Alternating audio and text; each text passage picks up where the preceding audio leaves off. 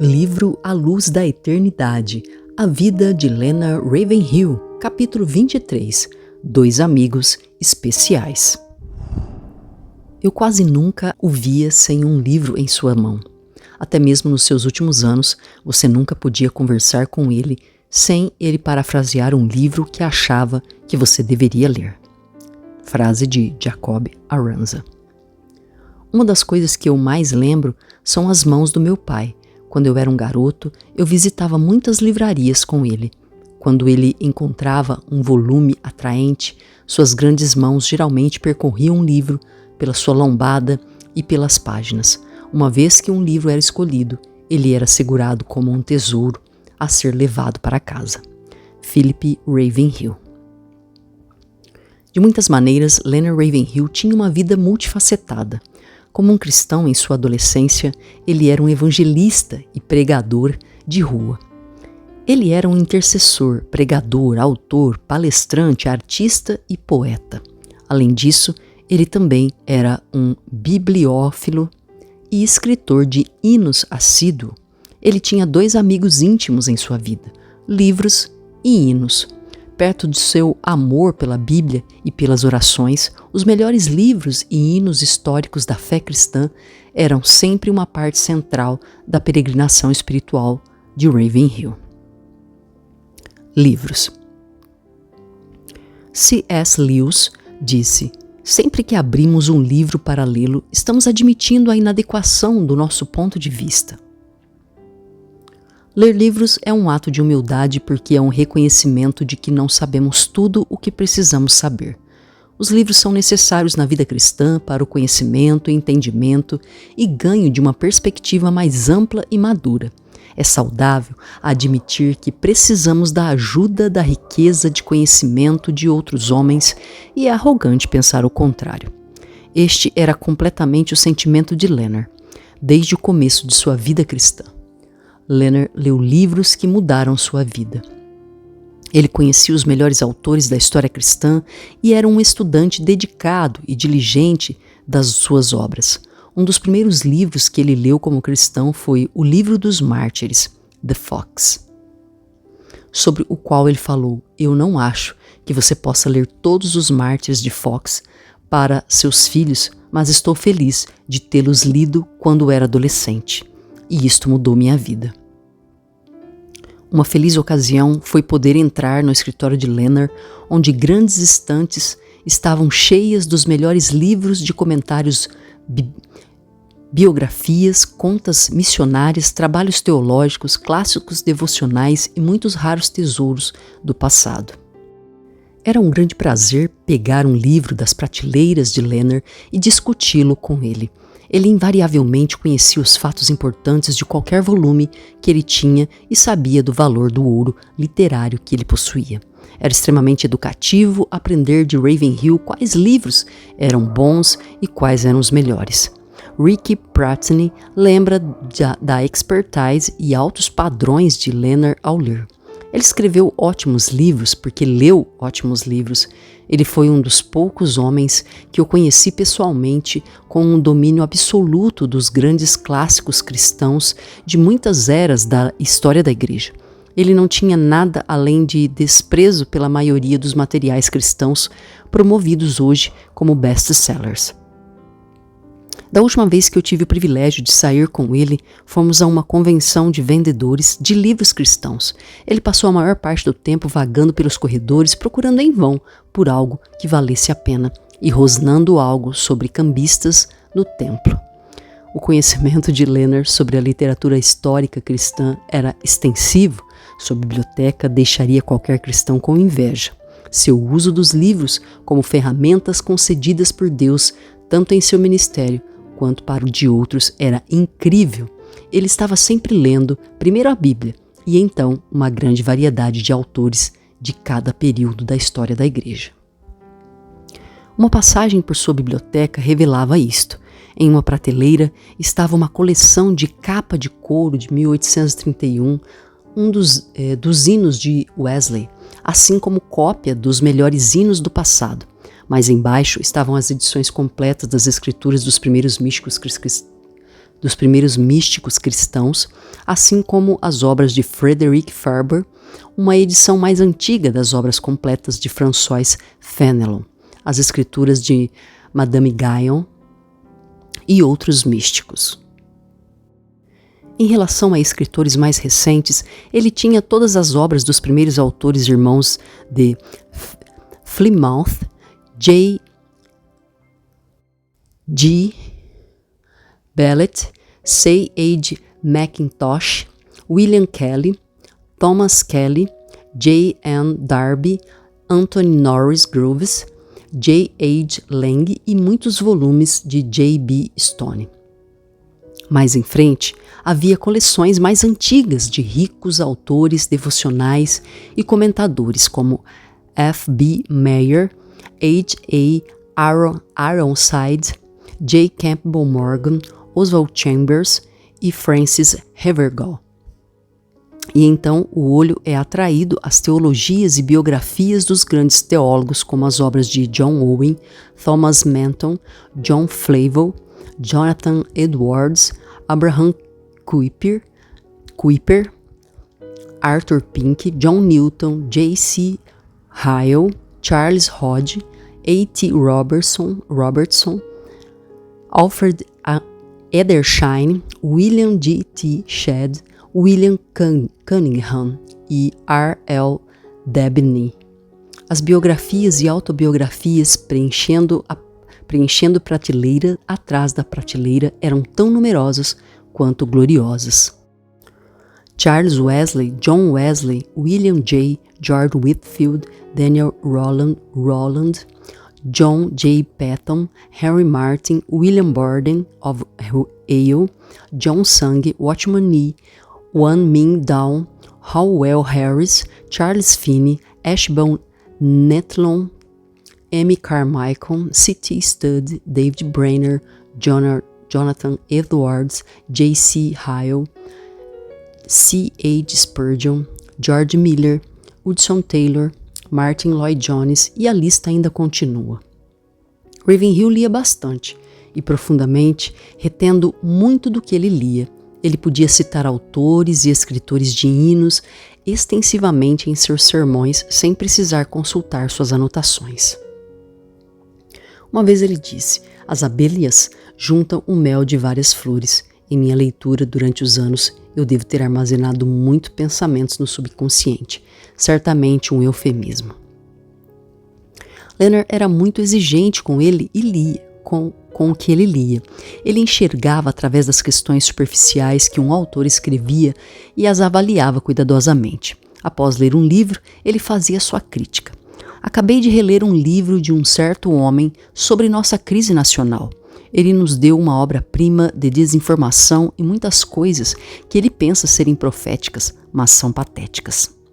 Ele deixou de fora de sua edição as profecias que ele fez anteriormente na primeira edição e que não aconteceram. O pior sobre fazer previsões é que o tempo sempre vai provar que estamos certos ou errados. Este homem sempre vai para o lado errado. Joy Falls, de Lindale, estava construindo um novo escritório em sua casa e perguntou a Leonard que livros ele deveria comprar. Len disse: vamos tirar um dia e dirigir até Washaire. Há uma boa livraria ali. Juntos, eles olharam todos os títulos em todas as prateleiras enquanto eles andavam pela loja. Leonard disse: compre Alexander Maclean, Joseph Parker, compre isto e aquilo. Ele era como uma criança na loja de doces quando se tratava de livros que ajudam os homens no ministério. Leonard também gostava e apreciava as escrituras de Arthur Pink. Após ler Seven Sayings of the Savior on the Cross, The Pink, Leonard comentou: eu nunca li um livro que me emocionasse tanto. Eu o li em um navio voltando para casa. Eu tenho 20 dos seus livros, apesar de eu não saber quantos ele escreveu. O conhecimento de Leonard sobre livros era extenso, em se tratando dos avivamentos históricos, movimentos de orações e pregadores esquecidos, assim como as vidas dos homens de oração do passado. Ele estava sempre recomendando os melhores livros e biografias em qualquer lugar que pregasse. Ele queria que os cristãos estivessem tanto inspirados quanto educados sobre o passado, para que estivessem mais bem equipados para o futuro. Os grandes heróis da história cristã eram sempre uma inspiração para Ravenhill. Ele lia sobre as vidas dos líderes cristãos de cada século. Em um sermão, ele expressou a necessidade de que mais reformadores fizessem o que Martinho Lutero fez. Quando toda a Europa estava negra como a noite, um homem escutou Deus. Seu nome era Martinho Lutero. O que aconteceu? Ele chocou toda a Europa. Ele não inventou a justificação pela fé. Ele havia ido a um cemitério. A igreja em toda a Europa estava em um cemitério espiritual, cheio de ossos de homens mortos. Então Lutero foi vivificado pelo Espírito de Deus. Ele acreditou no Evangelho e disse: agora, em Cristo, eu sou um homem livre e não preciso do Papa, e eu não preciso de um padre, eu não preciso dos sacramentos da igreja. E ele foi estremecer toda a Europa por Jesus Cristo apenas com a Bíblia. Leonard especialmente amava o Robert Murray McCheyne, o jovem pregador escocês do século XIX de Dundee, e lia sobre sua vida e sermões. Anos atrás, em Dundee, eu me levantei reverentemente e li a grande inscrição sobre o pilar da igreja de São Pedro, onde McCheyne ministrava. Ele sabia hebreu bem o suficiente para conversar com os judeus europeus. Seu gosto acadêmico lhe deu o apetite para os melhores poetas dos clássicos gregos. Ele mantinha seu diário longe dos olhos curiosos ao escrever em latim. Como um escritor de hinos, seus grandes hinos, Jehová Tsekinu e When this Passing Word is Done, deram-lhe um lugar entre os imortais. Mas McCheyne se destacava em uma arte maior que qualquer uma dessas, já que ele é lembrado como um homem de oração. Igrejas maiores que a dele ofereceram um grande preço por seu ministério, mas ele graciosamente recusou todas as propostas. Ele estava contente com o seu terreno porque nenhuma igreja poderia lhe oferecer mais tempo para oração. Como Deus é real, ele disse uma vez: Deus é a única pessoa com a qual eu realmente posso conversar. Na faculdade Cliff, Leonard comprou 3 livros por 15 centavos. Um deles foi Power Through Prayer, de E.M. Bounds. Aquele livro, junto com The Life of the Brain, David Brainerd, mudou sua vida. Ravenhill citou extensivamente frases de homens como John Owen, Jonathan Edwards, John Bunyan, Charles Wesley, John Wesley, George Whitefield, William Gurnall, que estão entre os seus favoritos. Houve alguns livros que ele sempre recomendou, como Christian in Complete Armor, Gurnall Looking to Jesus, de Isaac Ambrose, Far, Sunshine, The Jock Purves, The Soul of Prayer, The P.T. Forsyth e The Hidden Life of Prayer, de D.M. McIntyre. Estes estavam no topo de sua lista de recomendação de leitura, junto com The Diary of David Brainerd. Seu bom amigo Al Whitehill comentou sobre a profundidade da influência de Leonard nos outros ao utilizar livros como um ministério. Len tinha uma paixão por ler livros que eram eternos em seu alcance e impacto. Os grandes clássicos eram seus melhores amigos. Ele lia livros para conhecer a Deus, não só para obter uma mensagem dele. Ele estava sempre dando seus livros para outros. Eu aprecio os livros que ele me enviou, que tinham suas curtas e apaixonadas inscrições na frente. Às vezes aqueles livros eram obscuros e desconhecidos para a maioria das pessoas do nosso tempo, mas eles eram sempre joias e cheios da glória do Senhor. Eu sempre pensei neles como livros que esfregam na sua cara.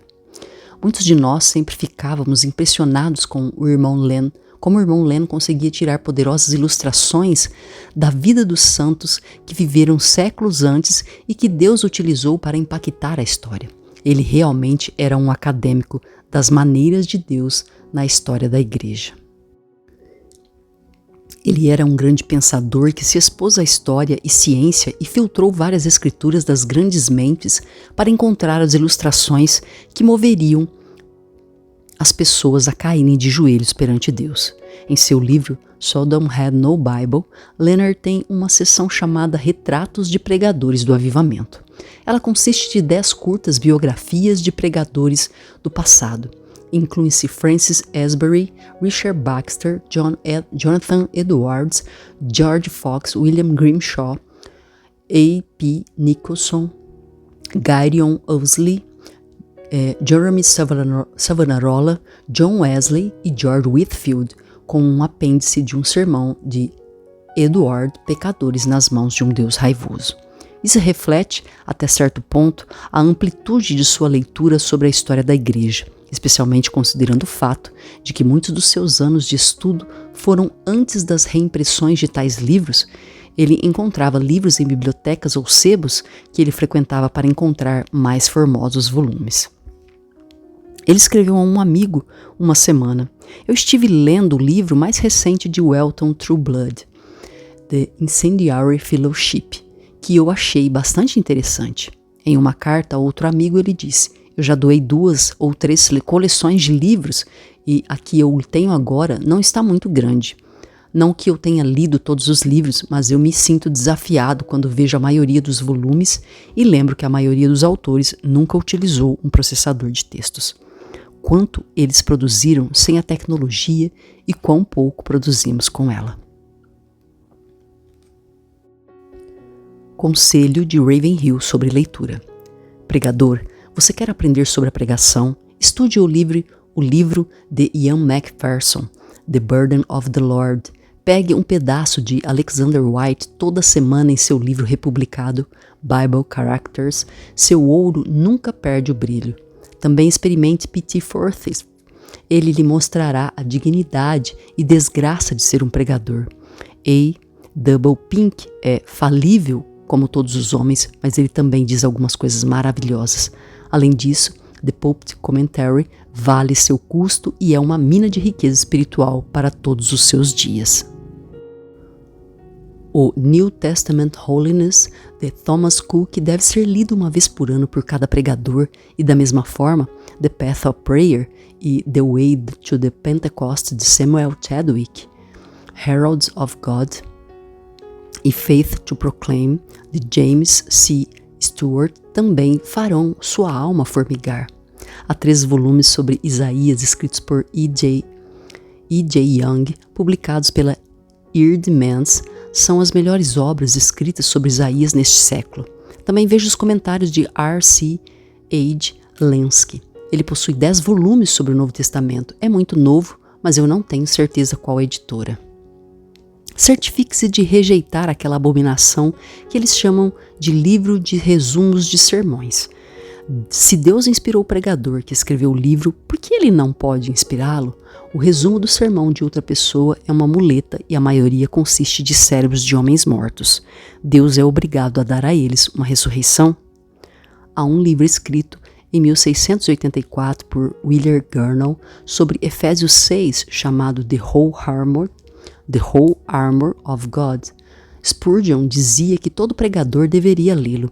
E então eu recomendo recuperar a majestade de Deus ao ler The Existence and Attributes of God, de Stephen Charnock, porque não temos uma teologia massiva hoje em dia.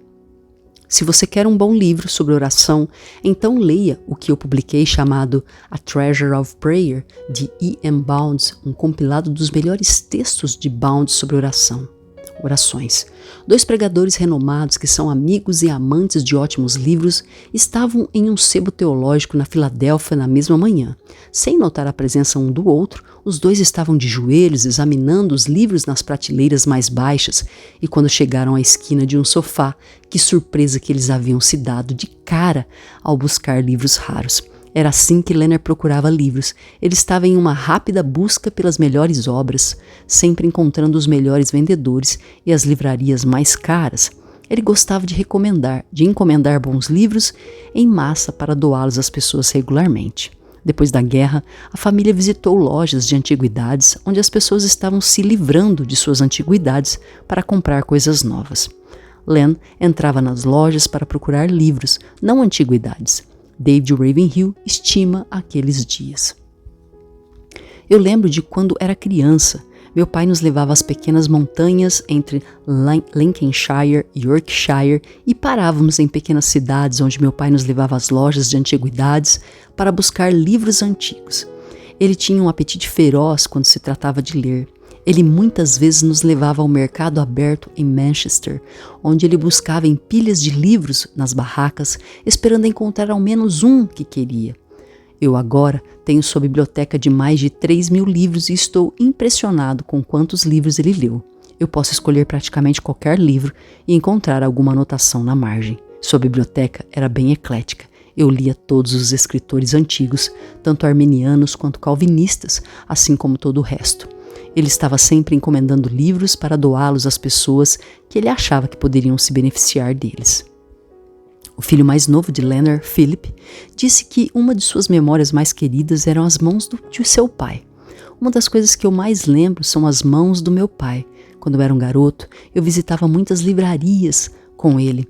Quando ele encontrava um volume atraente, suas grandes mãos geralmente percorriam o livro pela sua lombada e pelas páginas. Uma vez que um livro era escolhido, ele era segurado como um tesouro a ser levado para casa. Harold Silva, um amigo de Leonard na fraternidade Bethany, disse que Leonard tirava um livro da prateleira, falava sobre o autor, mencionava se ele era arminiano ou calvinista, dava comentários adicionais e então colocava o livro de volta na prateleira. Em um momento, ele parava e dizia: "Sabe, se o autor é um homem de oração, eu não me importo se ele é calvinista ou arminiano." Pode surpreender algumas pessoas que o último livro de Leonard tenha sido escrito 11 anos antes de sua morte. Revival God's Way foi publicado em 1983, após aquele ano. Apesar de sempre escrever, ele não havia publicado mais nenhum livro. Seu objetivo de terminar o que teria sido sua principal obra, The Judgment Seat of Christ, nunca foi alcançado. Ele começou a trabalhar nele nos anos 1960 até abril de 1991. Ele estava trabalhando na pesquisa para o manuscrito e escreveu para um amigo na época. Finalmente, após 10 anos de preparação, estou começando a escrever sobre o trono de julgamento de Cristo. Eu vejo a vida como uma pequena ilha cercada por um oceano de eternidade. Por motivos desconhecidos, o livro nunca foi publicado e o material nunca foi encontrado pela família. Os efeitos da influência de Ravenhill por meio dos livros são profundos em milhares de vidas. Que lições devemos ser obtidas com este exemplo? 1. A importância da leitura correta. Leia os melhores livros. Esta é a principal lição que seu amor pelos livros nos ensina. Enquanto Ravenhill se preparava para o ministério, ele descobriu quais eram os melhores autores e começou a ler suas obras. Ele tinha uma curiosidade divina de ler os livros certos e nunca se contentava com menos. Nos seus últimos anos, Leonard não perdia tempo e energia em best-sellers contemporâneos, a não ser que eles fossem substantivos e escritos com o coração.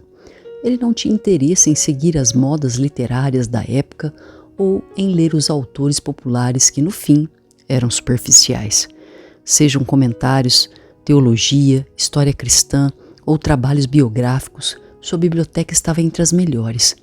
Muitos jovens e pastores eram educados em seu escritório, aprendendo quais autores ler e quais evitar. Leonard estabeleceu um padrão para outros sobre a importância da melhor leitura para o ministério cristão. Aqueles que querem se destacar na vida cristã e serem utilizados por Deus devem fazer a mesma coisa. Não há atalhos na vida ou ministério cristão. Se uma pessoa deve servir a Cristo proveitosamente. Parte desta escolha é ler bem e de forma inteligente os melhores livros. 2. A disciplina da leitura. Ler consistentemente.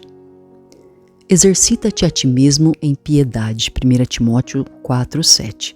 Este era o exemplo da vida de Leonard. Ele deixou aos pregadores um fenomenal exemplo de disciplina pessoal nos seus hábitos de estudo. Ele estava sempre lendo. Esta era uma parte fundamental de sua disciplina diária. Além das leituras diárias e consistentes da Bíblia, ele estava sempre lendo 1 ou 2 livros. Quando ele terminava um livro, ele começava outro. Jacob Aranza disse: "Eu quase nunca o via sem um livro em sua mão, até mesmo nos seus últimos anos. Você nunca podia conversar com ele sem que ele parafraseasse um livro que achasse que você deveria ler. Ele nos apresentava a escritores que já foram esquecidos.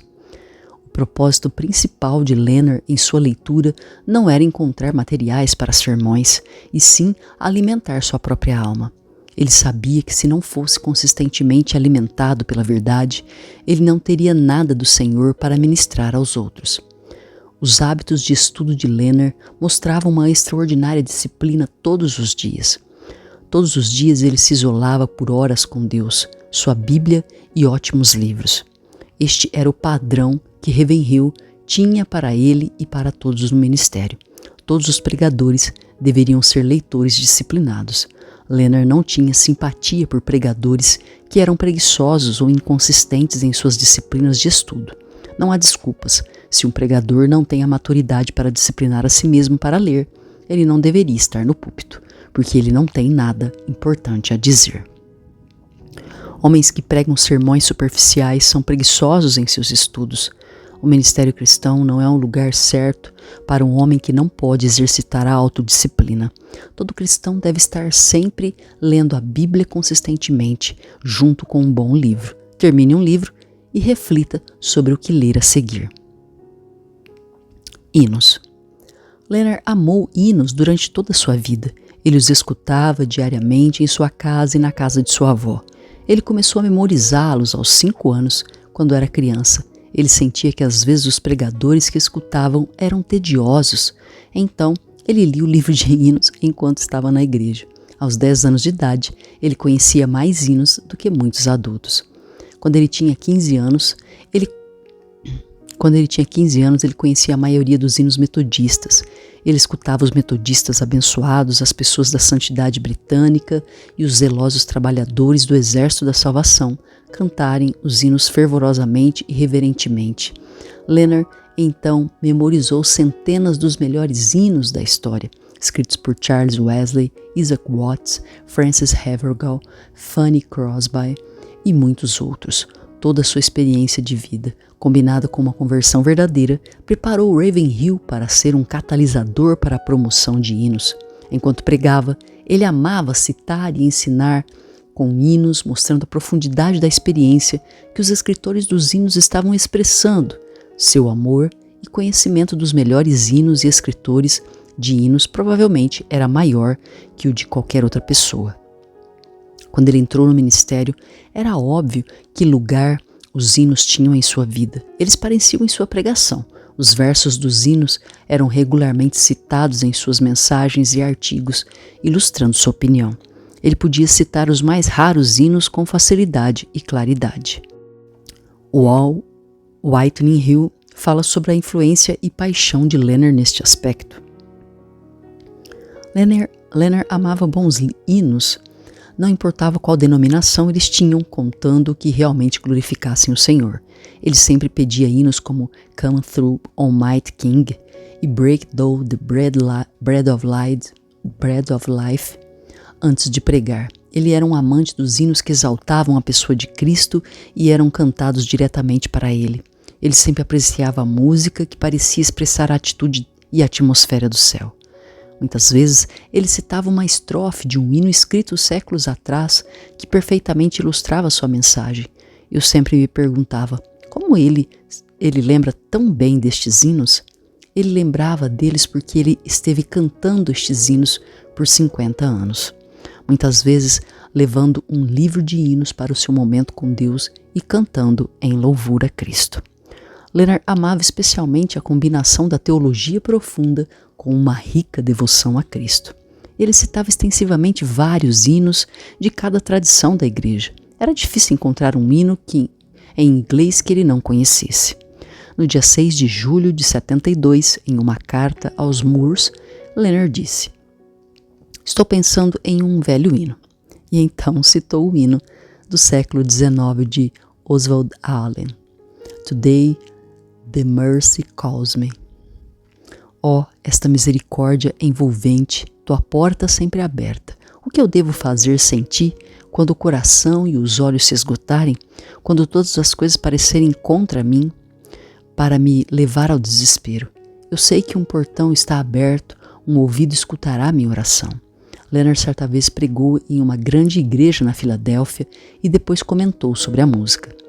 Durante as canções, o pastor disse: "Acabamos de descobrir que não precisamos de um livro de canções, apenas de um bom livro de hinos." Você pode imaginar um homem pastoreando para uma igreja com 1000 membros dizendo: "Acabamos de descobrir um hino." Oh, for a thousand tongues to sing. Quando ele disse isso, eu me perguntei onde ele esteve por toda a sua vida. Eu cantei com meu nariz no canto do banco da igreja como quando eu era criança. John e Charles Wesley. Certamente estavam entre seus escritores de hinos favoritos, e ele muitas vezes os citava e falava de suas vidas, ministério e hinologia. Charles Wesley nos proporcionou aquele adorável hino infantil. Eu costumava cantá-lo nos joelhos da minha mãe toda a noite até os meus 10 anos de idade. Gentil Jesus, dócil e tranquilo, cuide de mim, uma criancinha. Eu suponho que ele foi baseado em 2 Pedro, quando Pedro fala sobre a gentileza e docilidade de Cristo. Ele amava o hino de Charles Wesley sobre a pregação e dizia que todo pregador deveria colá-lo na frente de sua Bíblia. Pregue a palavra. Devo eu, por medo do homem mortal, o curso do Espírito em mim impedir, ou animado em oração e palavra ser uma verdadeira testemunha do meu Senhor, deslumbrado pelo senho de um mortal, devo esconder a palavra de Deus tão alta? Como então, perante a ti, eu ousarei me levantar, ou como aguentarei tua ira? Amaciar tuas verdades e suavizar minha língua? Para ganhar os brinquedos corporativos da terra, ou fugir da cruz, suportada pelo meu Senhor por ti. O que é ele então, cujo desprezo eu temo, cuja ira ou ódio me deixa assustado? Um homem, um herdeiro da morte, um escracho, ao pecado uma bolha em uma onda? Sim, deixemos os homens enfurecerem-se, já que tu estenderás tuas asas sobre minha cabeça, já que em toda dor teu doce amor ainda será meu revigoramento. Dê-me tua força, ó Deus do poder, e então deixe os ventos soprarem ou tempestades rugirem. Tua fiel testemunha eu serei. Está consertado, posso fazer tudo por ti. Em uma carta a Byron Paulus, Leonard falou sobre um desses de seus escritores de hinos favoritos. Sim, Isaac Watts, que ótima compreensão que ele teve para poder escrever When I Serve the Wound Round Cross, Joy to the World, Joy all the Glorious Names, que diz: grande profeta do meu Deus, meus lábios devem abençoar teu nome. Há hinos americanos maravilhosos que Leonard não conhecia até chegar à América, como Great is the Faithfulness. Este se tornou um de seus favoritos. O hino preferido de todos de Leonard provavelmente era Crown Win with a Many Crowns, de Matthew Bridges, que ele amava cantar. Coreou com muitas coroas, coroou com muitas coroas o cordeiro em seu trono. Ouça como o hino divino abafa todas as músicas, menos a sua. Acorde, minha alma, e cante sobre ele que morreu por ti. E saúde-o como teu rei sem comparação por toda a eternidade. Coroe-o como o filho da Virgem, o filho encarnado de Deus, cujo braço ganhou aqueles troféus cor púrpura que agora adornam sua fronte, fruto da rosa mística, como aquela rosa que originou, a raiz de onde a misericórdia sempre flui, o bebê de Belém. Coroe-o como filho de Deus antes de os mundos começarem, e aquele que pisar onde ele pisou, coroe-o como filho do homem, quem toda tristeza conheceu, que torce o peito humano, e atira e suporta para si, que nele tudo possa permanecer.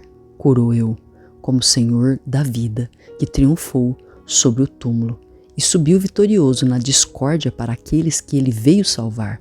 Suas glórias agora cantamos, que morreu e subiu ao alto, que morreu na vida eterna para trazer, e vidas que a morte pode morrer. Coroo eu, como o Senhor da paz, cujo poder um cetro exibe, de polo a polo, que guerras possam acabar e tudo ser oração e louvor. Seu reino não terá fim, e que ao redor de seus pés perfurados, lindas flores do paraíso estendam sua doce fragrância. Coroo eu, como o Senhor do amor, veja suas mãos, aquelas feridas ainda visíveis de cima, glorificadas em sua beleza. Nenhum anjo no céu pode suportar esta visão. Mas seus olhos miram para baixo nos mistérios tão brilhantes. Coroo eu como o Senhor do céu, em seu trono, em mundos acima. Coroo eu como rei de quem recebe o maravilhoso nome do amor. Coroo eu como muitas coroas, enquanto tronos sobre ele caem. Coroo eu, seu rei, com muitas coroas, pois ele é o rei de tudo. Coroo eu como Senhor dos senhores, que reina sobre todos, que uma vez na terra, a palavra encarnada mate os pecados entregues. Agora vive nos reinos da luz, onde santos cantam com os anjos suas canções perante ele dia e noite, seu Deus, Salvador, Rei. Coroo eu como Senhor dos anos, o potentado do tempo, Criador das esferas rolantes, inefavelmente sublime. Todos saúdem, Redentor, saúdem, pois tu morrestes para mim. Teu louvor e glória não devem faltar na eternidade. O legado dos hinos de Ravenhill. O que Ravenhill deixou para as futuras gerações em relação à música no louvor a Deus? Restaurando os hinos. Ravenhill disse para uma igreja uma noite: eu não me importo com os coros, eles são bons, mas você perde muitas coisas ao apenas cantar essas canções. Vocês deveriam ter um livro de hinos. Se tudo o que vocês cantam é bênção, alegria e eu te amo, Senhor, não tem problema, mas vamos colocar, com o perdão da palavra, nossas vísceras no nosso canto. Ele estava certo ao dar tal conselho. Leonard trouxe às igrejas do século XX um amor por hinos que é mais necessário agora do que quando ele estava vivo. Seu exemplo deve ser seguido pelos cristãos de hoje. A profundidade da apreciação de Ravenhill pelos hinos impactou toda uma geração que tinha virado as costas para os hinos por causa de uma morte na tradição da igreja. Uma geração mais jovem de cristãos, na segunda metade do século XX, identificou os hinos como sendo de serviços de igrejas mortas e tédio religioso. Como resultado, muitos dos que se tornaram cristãos apenas aprenderam a cantar canções da escritura ou refrãos contemporâneos. Com o advento da música de louvor, dos refrãos da escritura e da música cristã contemporânea, a apreciação dos hinos foi progressivamente perdida na igreja evangélica, sendo substituída pela música que é teologicamente fraca e muitas vezes superficial. O limite foi superado e uma mudança completa ocorreu sem muitas pessoas perceberem. A profundidade do conteúdo encontrado nos hinos mais antigos começou a ser perdida na igreja em geral. A superficialidade nas letras e conteúdo teológico é o padrão hoje em dia na maioria dos círculos evangélicos. A teologia encontrada na música cristã mais contemporânea poderia caber em um dedal, apesar de haver algumas melhorias nos anos recentes. Não estaria faltando algo quando a congregação canta apenas canções positivas, felizes e superficiais? Algo muito mais profundo e edificante é necessário se deve haver crescimento e graça. Os crentes se reúnem para louvar, desejando serem alimentados mais profundamente, e então apenas cantam tais palavras, exibidas na tela acima deles. Todo movimento que eu faço por você. Você me faz mover, Jesus. Lá, lá, lá, lá, lá, lá, lá, lá, lá. Tais letras não comunicam uma verdade sobre o relacionamento de Cristo com o crente e certamente não produzem uma visão maior de Deus ou um nível mais profundo de santificação. Então, por que os cristãos estão satisfeitos com menos? Algum cristão honesto realmente acredita que estas canções são melhores que cantar coisas como Jesus, apenas pensar em ti, enche meu peito de doçura, mais ainda mais doce é a tua face para ver, em tua presença descansar, ó esperança de todo coração contrito, ó alegria de todos os dóceis, para aqueles que caem, que gentil tua arte, que bom para aqueles que que buscam. Jesus, tu és a nossa única alegria e nosso prêmio tu serás. Jesus, que nossa glória agora seja tua. O que é necessário e o que é os grandes hinos o que é necessário é o que os grandes hinos já possuem, um casamento da teologia da Escritura combinado com uma profunda devoção a Jesus Cristo por toda a vida. A doutrina, a devoção são necessárias no canto coletivo, e isto apenas alcançado ao cantar os hinos. Apesar de haver um relativo aumento do uso de hinos nos anos recentes, muito progresso e reforma ainda são necessários. Eu confesso ser imparcial em relação ao canto de hinos. Isto se deve em parte a ver a fraqueza da música da igreja no evangelicalismo. É desencorajante, no mínimo, ir a uma igreja bíblica professa apenas para evidenciar o que pode ser chamado de canto preguiçoso, superficial e não teológico, que nem instrui a mente, nem move as afeições. O que é necessário é um retorno aos hinos. Pastores, anciãos e líderes de louvor devem fazer um maior esforço para liderar suas igrejas para aprenderem muitos dos hinos históricos. Seu número é tão vasto, é impossível acabar o suprimento. A recuperação dos hinos restaurará uma riqueza e profundidade no canto da verdade, que não deve ser encontrada em outras formas de música utilizadas na igreja evangélica. O resultado será um processo de amadurecimento e apreciação da verdade que erguerá a igreja para uma maior profundidade em Deus. Se houver um pregador que ajudou a igreja neste aspecto, este pregador foi Ravenhill. Em relação a isto, ele era um reformador. A importância dos hinos quando Len começou as reuniões de oração. A importância dos hinos.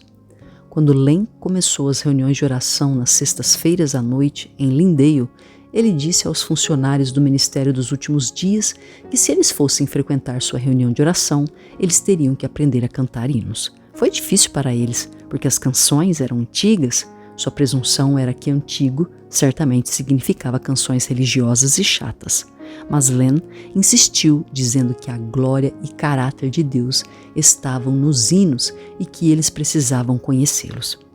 Ele, meio que brincando, ameaçou que eles não poderiam ir às reuniões se não aprendessem os hinos. Este era Leonard, insistente, resistente e inflexível. Ele ganhou aquela batalha, eles aprenderam os hinos e estavam permanentemente gratos. Muito canto contemporâneo deixava Ravenhill insatisfeito por causa de sua centralidade no homem. Ele viu que a maioria do que a igreja moderna faz no canto e louvor não produz admiração e reverência a Deus. Só porque a música é popular, isto não a torna honrosa a Deus nem bíblica. Len acreditava que a música da igreja deveria ser reverente, não medíocre. Ela deve ser avaliada baseada apenas na qualidade. A mediocridade, tanto nas letras quanto na melodia, o desagradava, porque não refletia a grandiosidade e majestade de Deus. Robert Elmore, o conhecido músico da igreja, disse: há ministros que alimentam suas congregações com a forte carne da palavra, enquanto ao mesmo tempo cercam sua pregação com apenas o leite desnatado da música. Ravenhill acreditava que isto era claramente errado. Apenas o melhor deveria ser oferecido em louvor, na pregação ou na música. Qualquer coisa menos que isso é uma concessão resumida bem por Jerry Solomon, quando ele disse: não oferecemos a Deus o nosso melhor ao ter esta abordagem. Leonard dizia: nenhuma concessão é permitida. Faça músicas majestosas centradas em Deus ou não as faça.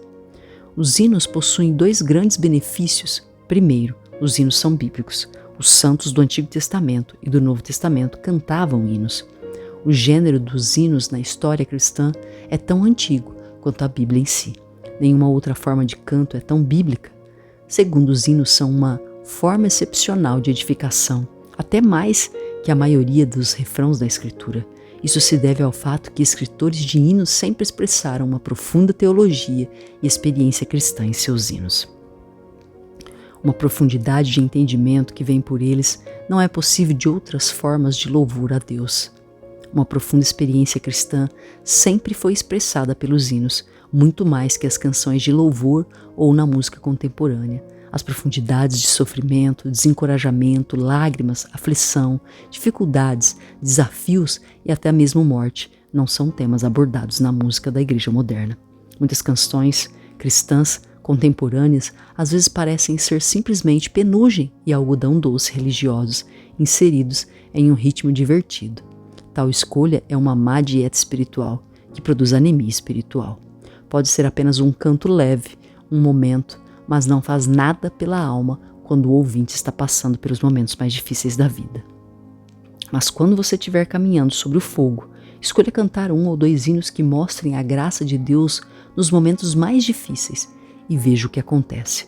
Quando a escuridão parece esconder a face dele, eu descanso em sua graça eterna. Em cada tempestade e vendaval, minha âncora se segura sobre o véu.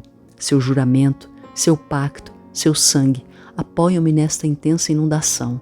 Quando tudo ao meu redor, ao redor da minha alma, cede, ele é a minha esperança que permanece. Edward Mote. Deus se move de forma misteriosa, realizando suas maravilhas. Ele planta suas pegadas no mar e previne as tempestades. Seus santos temerosos tomam coragem. As nuvens possuem tanto temor e estão grandes com misericórdia e vão cair em bênção sobre sua cabeça. Não julgue o Senhor como frágil, mas confie nele por sua graça. Por trás de uma providência triste se esconde um rosto sorridente. Seus propósitos amadurecerão rápido, revelando-se a cada hora. O broto pode ter um gosto amargo, mas doce será a flor. A cega descrença com certeza se enganará e examinará seu trabalho em vão. Deus é seu próprio intérprete e ele deixará isto claro. William Cooper. Quanto mais profundo o sofrimento ou provação, mais profunda precisa ser a verdade do que cantamos. O canto algodão doce não nos ajudará quando uma grande devastação ou perda vier às nossas vidas. Ravenhill sabia que isto era verdade e ele via as experiências teológicas e cristãs entrelaçadas em cada hino e sempre revelada as verdades dos hinos que amava e cantava. Em uma carta, um amigo Ravenhill estava feliz com a glória da salvação verdadeira e citou um de seus escritores de hinos favoritos. O Sr. Wesley acertou quando disse: "Nascido para criar os filhos da terra, nascido para dar-lhes um segundo nascimento. Graças a Deus que já tivemos essa experiência transformadora, agora somos os filhos de Deus." Uma semana, Leonard estava pregando em uma igreja na Inglaterra onde Augustus Toplady tinha sido ministro 200 anos mais cedo. Ravenhill falou do famoso hino de Toplady, Rock of Ages, naquela manhã. O pastor desta igreja foi um homem muitos anos atrás que se chamava Toplady. Ele escreveu aquele lindo hino: "Pedra das eras rachada para mim, deixe-me esconder em ti." Ele tinha uma grande concepção do pecado por causa do que o pecado faz. Ou você se livra dele, ou ele se livra de você. Ravenhill então utilizou o cenário do ministério de Toplady e seu hino para ilustrar e aplicar a verdade aos seus ouvintes naquele dia. Ele fazia isto frequentemente, quando pregava sobre amar a Deus com todo o coração, alma, mente e força.